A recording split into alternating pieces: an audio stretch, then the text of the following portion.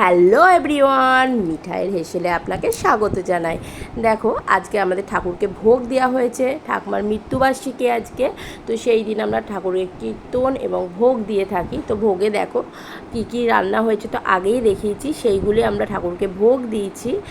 আর এই হচ্ছে আমাদের ঠাকুর ঘর। তো এইখানে সমস্ত রকমের খাবার যে যা হয়েছিল সব কিছু ভোগে সাজিয়ে দেওয়া হয়েছে। আর প্রত্যেকটা রান্না আমার মাই করেছে।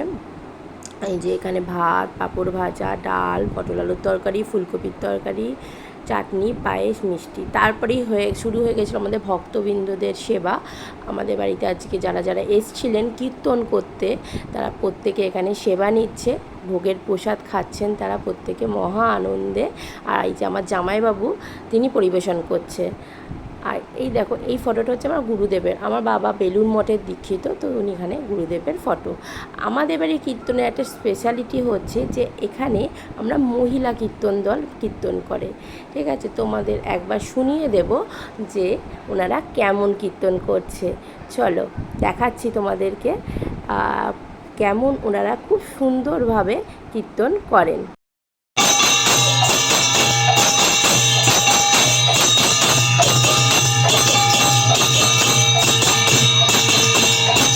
চলো আজকে ব্লগটা তাহলে এখানেই শেষ করলাম। আমার ভিডিও যদি ভালো লাগে অবশ্যই লাইক, কমেন্ট, শেয়ার আর চ্যানেলটা সাবস্ক্রাইব করে